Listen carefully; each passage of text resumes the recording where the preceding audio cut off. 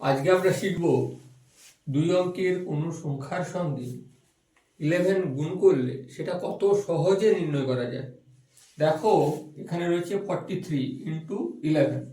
তো আমরা প্রথমে কি করব, 4 লিখে দেব আর এখানে 3 লিখে দেব। এরপর কি করব, এই দুজনের যোগ করে দেবো, 4 এবং 3 যোগ করব, কত হয় 7। আচ্ছা দেখো একই রকম ভাবে এটাও 5 লিখে দেব, 7 লিখে দেব। 5 এবং 7 এর আমরা যোগ করব, তখন কত হবে 12, তাই তো।